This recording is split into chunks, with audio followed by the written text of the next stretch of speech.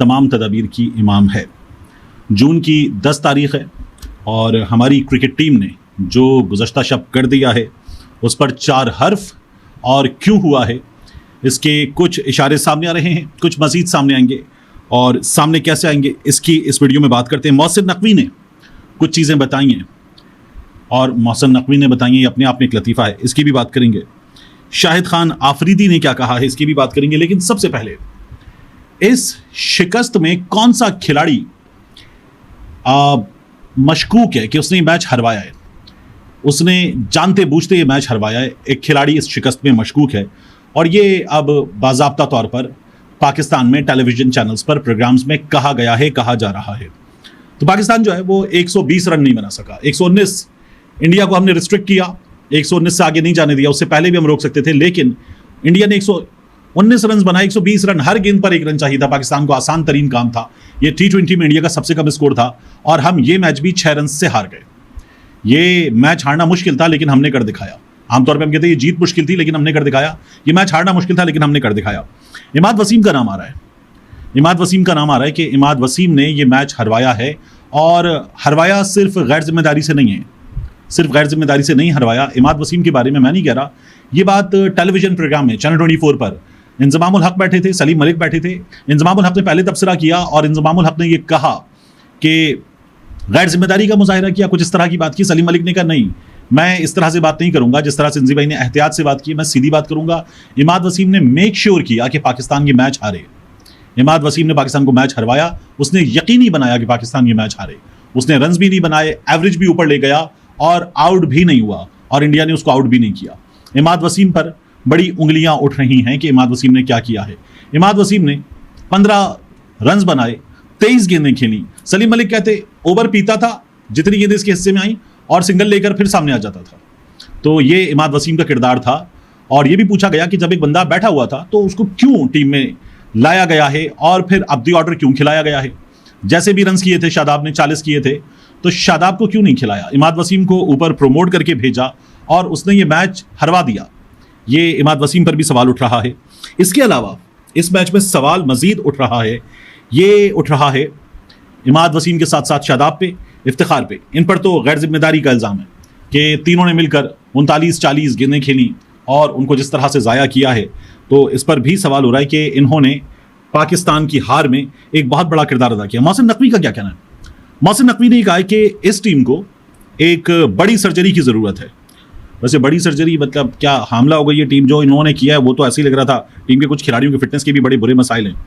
अजराह मजाक की बात की मैंने, लेकिन उन्होंने कहा हर लिहाज से शिकस्त मायूस कुन थी। पता है हमें, मतलब क्या बता रहे हैं, अमेरिका से हम हार गए, फिर उसके बाद ये जीता जिताया मैच, इजीली विनेबल मैच हमने ये जिस तरह से हारा है। और फिर कहते हैं इस वक्त सबसे कम दर्जे की परफॉर्मेंस है पाकिस्तान क्रिकेट टीम की। तो आप क्यों चिमटे हुए हैं बोर्ड से? हटे, आप बोर्ड से क्यों चिमटे हुए हैं? आप इस जगह जो मेरिट पर ना होने वाले लोग हैं टीम मैनेजमेंट में या टीम में, उनमें सबसे बड़ा नाम आप हैं, तो आप हटे, इस्तीफा दें। फिर वो कहते हैं सबसे बड़ा चैलेंज टीम की कारकर्दगी को बेहतर बनाना है, कौम जल्द बड़ी सर्जरी होते हुए देखेगी। फिर कहते हैं हमने चैंपियंस ट्रॉफी के लिए टीम तैयार करनी है। ये क्या डूंगी ग्राउंड का मैच था? ये कोई लाठी कोरंगी का मैच था? मीरपुर खास का मैच था? ये कोई सवाबी का मैच हो रहा था? हमें चैंपियंस ट्रॉफी के लिए टीम तैयार करनी है। इसकी कोई वक्त नहीं थी, कोई वैल्यू नहीं थी। ये जो बेइज्जती हुई है इसका कोई हिसाब नहीं है। टीम तैयार करनी है चैंपियंस ट्रॉफी के लिए। फिर कहते हैं वक्त आ गया है बाहर बैठे नए टैलेंट को भी मौका दिया जाए। दीजिए मौका नए टैलेंट को। लेकिन आप लोगों ने हमेशा क्या काम किए? आप लोगों ने हमेशा काम ये किए कि नए लड़कों को ले जाते हैं, आप उनको ले जाके आप टूर कराते हैं, वापस ले आते हैं या कोई एक आध मैच देते हैं और एक टफ मैच देकर आप उनसे कहते हैं खेल, और फिर वहां पर वो परफॉर्म नहीं करते तो फारिग कर देते हैं। बाकी जो टीम में चिमटे हुए लोग हैं वो दोस्तियां निभा रहे हैं, ग्रुपिंग बना रहे हैं और उसका नतीजा पूरी कौम देख रही है। फिर कहते हैं पाकिस्तानी क्रिकेट टीम को दुनिया की एक बेहतरीन टीम बनाना है। बनाएं यार, मतलब कौन रोक रहा है आपको? आपने कहा था 1 महीना छोड़ दें, 1 हफ्ते में टीम वापस ले आए आप।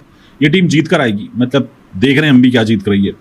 फिर उसके बाद कह रहे हैं अच्छी तरह मालूम है टीम में क्या चल रहा था, तो भाई फिर रोका क्यों नहीं? अच्छी तरह मालूम है टीम में क्या चल रहा था तो फिर क्या कर रहे थे? शक्ल देखने गए थे? मतलब आप हैं फिर किस मर्ज की दवा? अच्छी तरह मालूम है टीम में क्या चल रहा था। फिर कहते हैं कौम क्रिकेट टीम से ऐसी मायूस कुन कारकर्दगी की तवक्को नहीं रखती थी। इस वक्त चल क्या रहा है? बेहतर क्या हो रहा है? कुछ भी नहीं। और फिर आप एक आदमी जो निगरान वजीर आला बनवा दिया गया, फिर उसके बाद चेयरमैन पीसीबी बनवा दिया गया, वजीर दाखिला बनवा दिया गया, राना सनाउल्लाह भी कह रहे हैं हमको आंखें ना दिखाएं, तो मेरिट तो कहीं है ही नहीं। इसके बाद शाहिद खान आफरीदी साहब ने भी कमाल किया है।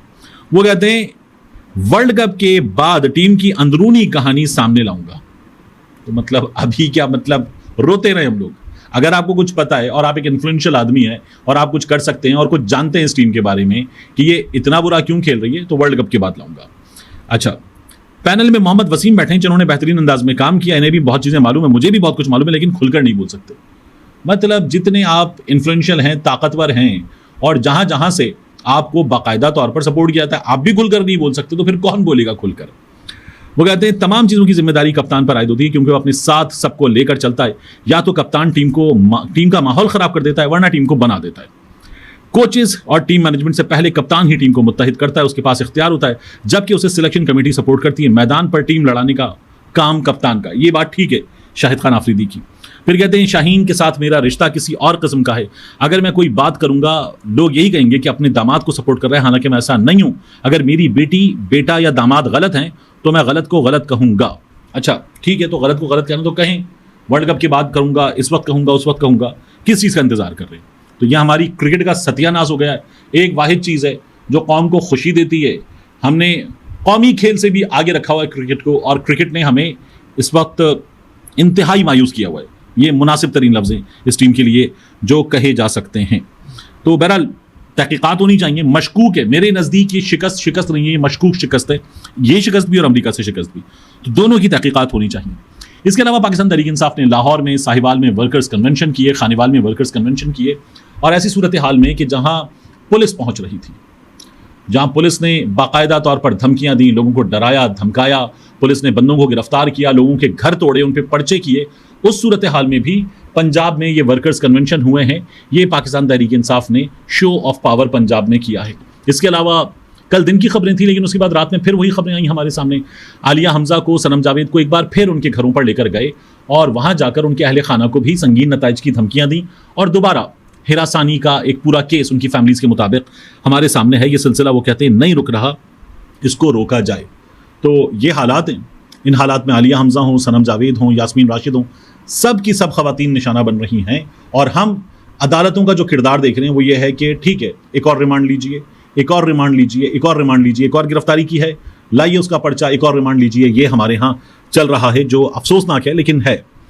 इसके साथ आखिर में आपने देखा वहाँ अमेरिका में जो रिलीज़ इमरान खान के बैनर्स फिजा में उड़ रहे थे, तो उस पर कहा गया कि पाकिस्तान तहरीक इंसाफ ने लाखों डॉलर लगा दिए। पाकिस्तान तहरीक इंसाफ जो है वो एक फितना और फसाद वाली जमात है, ये फिर शुरू हो गया। ये लोग स्टेडियम में मौजूद थे, खेल पे इनकी तवज्जो थी नहीं, पाकिस्तानी इदारों को बदनाम करने का ये काम कर रहे थे। वो लोग अपनी कैदी नंबर 804 की इमरान खान की तस्वीरों वाली शर्ट्स पहन कर आए हुए थे। इससे क्या कौमी क्रिकेट टीम का बल्ला छीन गया उन लोगों ने, जिस तरह पाकिस्तान तहरीक इंसाफ से बल्ला छीन गया। अजीब मजाक हो रहा है सोशल मीडिया पे। और वो जो रिलीज इमरान खान वाली बात हो रही है, तो सोशल मीडिया पे वो साहब सामने आ गए जिन्होंने कैंपेन चलाई है, और बात हो रही थी कि ये कैंपेन लाखों डॉलर की है, ये जहाज हवा में उड़ता हुआ और उसके पीछे ये बैनर मौजूद हो और ये रिलीज इमरान खान पढ़ा जा रहा था। ये टोटल $1500 का काम था। $1500 का मतलब है कि ये कुछ 4.5 लाख रुपए से भी कम पाकिस्तानी ये काम था। ये पाकिस्तान तहरीक इंसाफ ने वर्कर्स ने किया है, और इस पर पाकिस्तान में बहुत से लोगों को बड़ी शदीद मायूसी का सामना है। वो ये कह रहे हैं कि ये कैसे कर लिया गया मैच में, और इसकी फुटेजेस, इसकी तस्वीरें आ गई हैं सोशल मीडिया पर। वो बिल्कुल उसी तरह से ट्रीट कर रहे हैं जिस तरह सुप्रीम कोर्ट से इमरान खान की एक तस्वीर आ गई थी। वो अमेरिका है, वहाँ लोग ये चीज़ें कर लेते हैं। हमारे यहाँ तो आप नेशनल स्टेडियम में भी फ़लस्तीन का झंडा लेकर जाएंगे तो पुलिस आपसे वो झंडा ले लेगी, आप नारा लगाएंगे तो पुलिस आपको गिरफ्तार कर लेगी। ये हमारे यहाँ की सिचुएशन है। आखिर में मुझे आपको बताना है, इमरान रियाज खान ने आज रात में, बल्कि सुबह अर्ली मॉर्निंग एक ट्वीट किया है। वो कहते हैं कि अभी मुझे मालूम हुआ है कि FIA साइबर क्राइम को मुझे गिरफ्तार करने के अहकाम दे दिए गए हैं, मगर अभी तक ये समझ नहीं आ रही कि केस क्या डालना है, फिर नया केस कौन सा बनाया जाए। मेरा हज पर जाने की नीयत करना और इसके लिए कानून का दरवाज़ा खटखटाना ही शायद मेरा जुर्म है। ये इमरान रियाज खान ने ट्वीट किया है। अल्लाह इंशाल्लाह बेहतर करेगा। ये अल्लाह के घर सफ़र का मामला है, वही असबाब पैदा फरमाता है, वह असबाब पैदा फरमाएगा। इंशाल्लाह ये काम होगा। ये मुमकिन इस बार ना हो, अगली बार होगा। कितना रोक लेंगे, कितना आगे चले जाएंगे। जाहिर है कि एक वक्त है कि जहाँ पर हर ताकतवर की ताकत जो है वो मिनिमाइज़ होना शुरू होती है, कम होना शुरू होती है, और हमारे सामने जो है हम उसको देखते हैं कि वो वक्त रुखसत की तरफ बढ़ रहा है। तो ये तमाम चीज़ें ज़िंदगी का हिस्सा हैं, उसूल हैं। आज नून लीग की हुकूमत है जैसी भी है, नहीं होगी, वो तो उनके अपने दोस्त